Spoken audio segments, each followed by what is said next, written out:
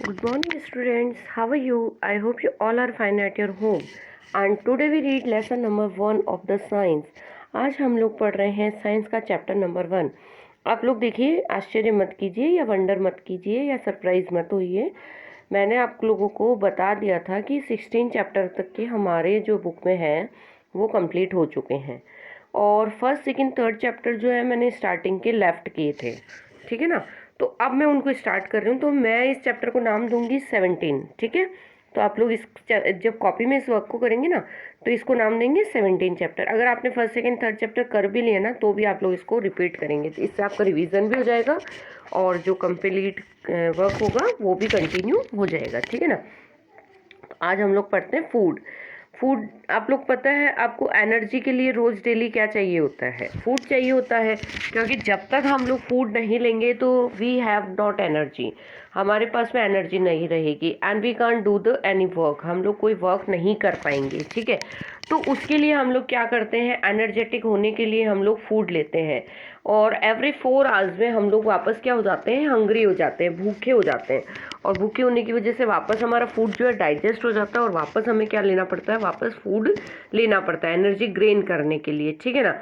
तो यहाँ पर यही है कि फूड जो लेते हैं आप लोग, where does it come from, chapter का जो टॉपिक है मैं इस पर बता रही हूँ पहले आप लोगों को इंट्रोडक्शन, कि where does it come from, food जो आप लेते हैं ये कहाँ से आता है।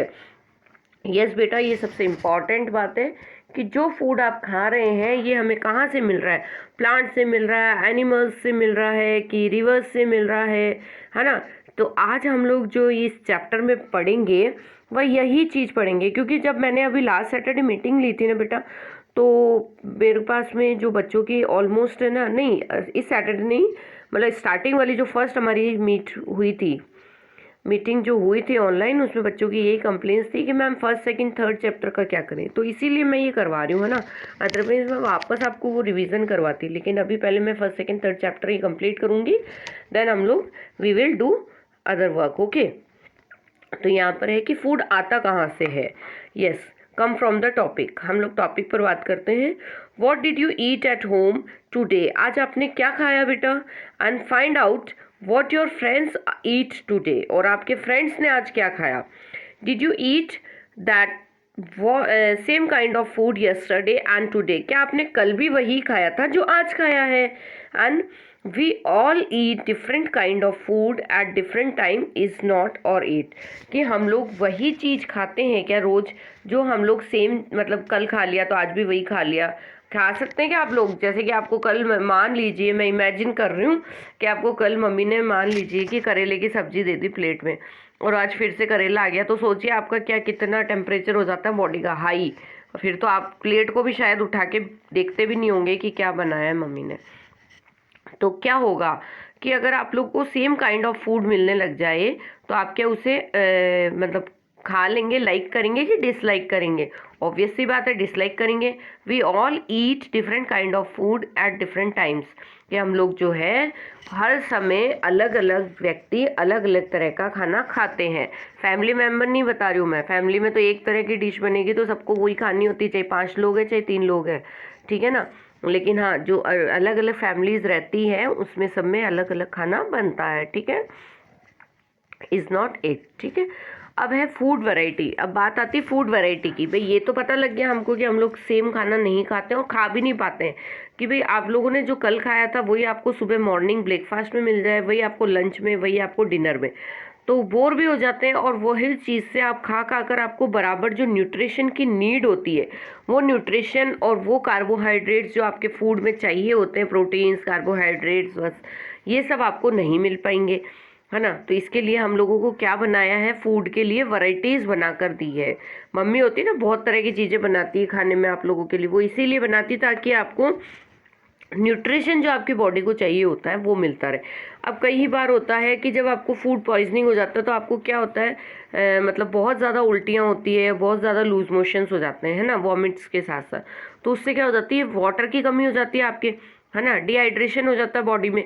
तो डॉक्टर के पास जाते हो, चक्कर आते हैं ना, तो डॉक्टर आपको क्या सजेस्ट करता है, क्या कहता है, ज़्यादा से ज़्यादा ग्लूकोज पियो। ग्लूकोज पीने का मतलब है नमक शक्कर का पानी।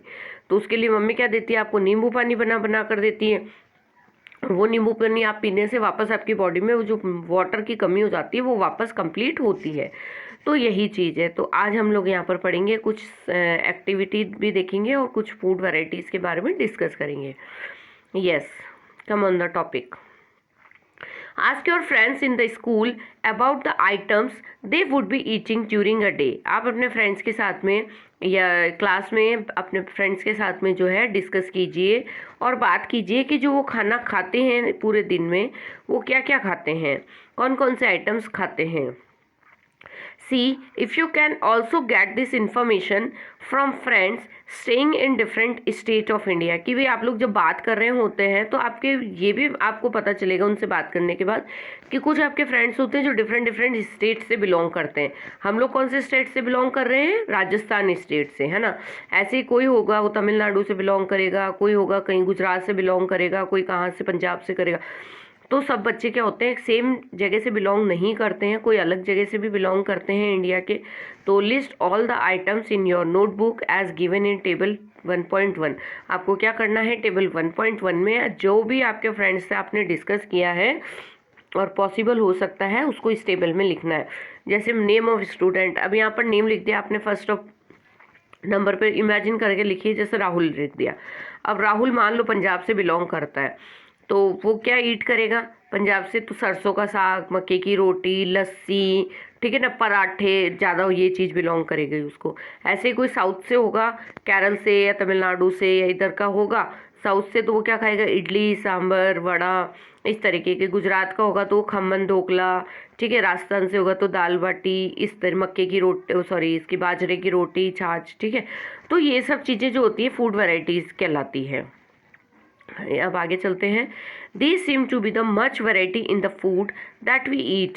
हम लोग जो है कई तरह की चीज़ें हम अपने भोजन में लेते हैं, बहुत तरह की विभिन्नताएं होती है हमारे भोजन में। What are these food item made of? और पर सबसे बड़ी बात ये आती है कि बने हुए किससे होते हैं, फूड किससे बनाया जाता है ना। कौन कौन से आइटम्स जो होते हैं उसमें मिलाए जाते हैं। Think about rice cook at home. आप लोग सोचिए कि जो घर में चावल बनाया जाता है, वी टेक रॉ राइस। तो हम लोग तो क्या करते हैं, मार्केट से चावल के दाने लेकर आते हैं, रॉ मतलब राइस लेकर आते हैं ना, कच्चे चावल लाते हैं, एंड बॉयल इट। उसके बाद हम क्या करते हैं, इसको धोकर वॉश कर और क्या करते हैं, इसको बॉयल करते हैं इन द वाटर। और किस में बॉयल किया जाता है इसको? वाटर में। Just 2 materials of ingredients are needed और prepare a dish of the boiled rice. तो 2 इंटीग्रेंट्स इसमें मिल गए। तो ये जो दो इंटीग्रेंट्स इसमें मिले वो कौन कौन से हो गए? एक तो रॉ राइस हो गया, एक वाटर हो गया। तो यहाँ पर यही कह रहा है कि चावल को बनाने के लिए आपको प्रिपेयर करने के लिए कौन सी 2 चीज़ों की ज़रूरत हुई? पानी की और रॉ राइस की, ठीक है। तो ऐसे ही हम लोग जितनी भी डिशेस बनाते हैं वैरायटीज़ ऑफ फूड, उसमें भी हम लोगों को कोई भी एक चीज़ मिलकर नहीं बनाई जाती है। अब मान लीजिए मैं चपाती बनाती हूँ, ठीक है। तो चपाती में मुझे किस किस चीज़ की ज़रूरत पड़ेगी? सबसे पहले तो मुझे फ्लोर की, ठीक है, आटे की ज़रूरत पड़ेगी, देन वाटर, फिर इसका मैं डो बनाऊंगी। डो बनाने के बाद में इसको चपाती बनाकर क्या करूंगी? बेक करूंगी तवे पर, है ना।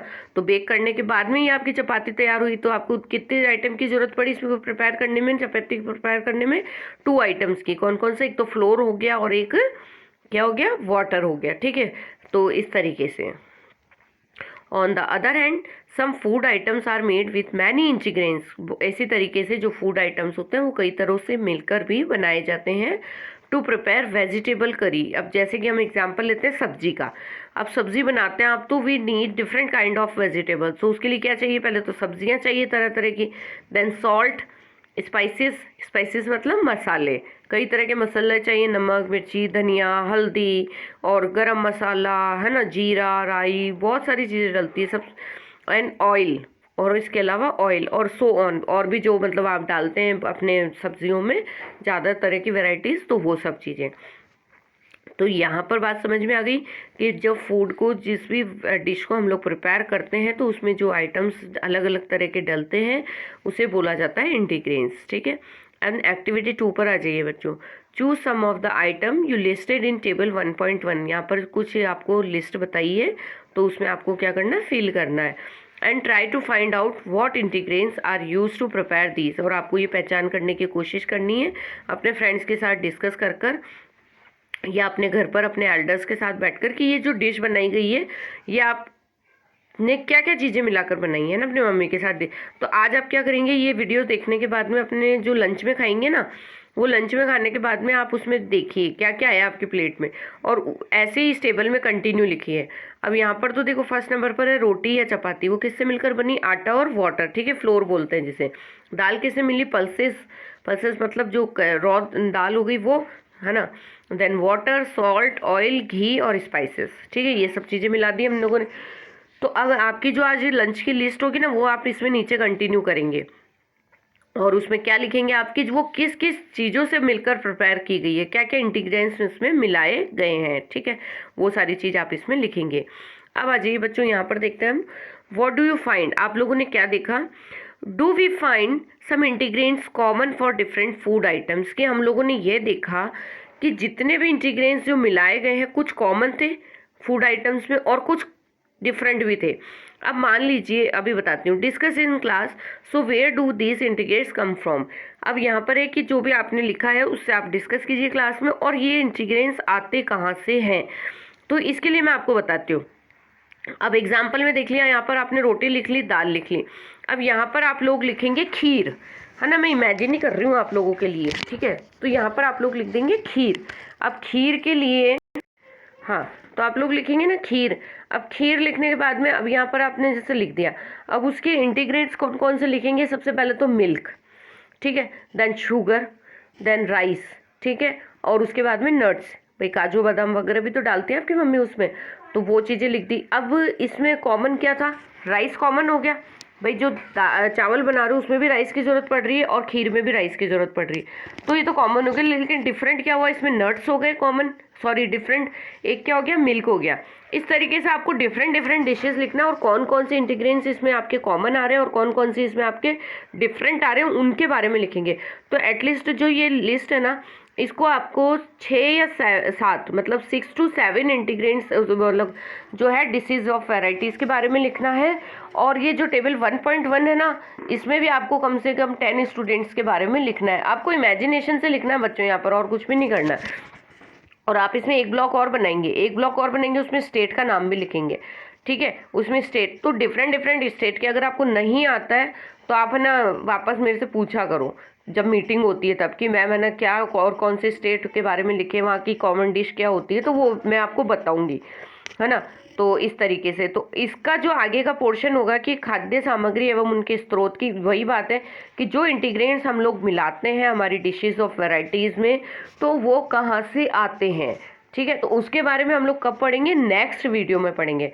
तो पहले आप लोग क्या करेंगे, आपको आज का होमवर्क मिला है कि 2 ये टेबल्स आपको कंप्लीट करनी है, और हो सके तो इन टेबल्स के साथ ही आप लोग सुंदर सुंदर फोटोज़ जो डिशेस की वो अटैच कर सकते हैं, पेस्ट कर सकते हैं। और जिन्होंने लाइनिंग वाली कॉपी बना ली है दोनों साइड में, वो कोई बात नहीं, कोई टेंशन नहीं है। आप लोग जहाँ पर क्वेश्चन कर रहे हैं, जैसे टेबल बना ली, तो वहीं टेबल बनाकर उसी के नीचे फोटोज़ लगा दीजिए, है ना, तो मैं अलाउ कर दूंगी, ठीक है। ओके बच्चों, bye bye, thank you, stay home, stay safe, keep your learning, okay, bye bye.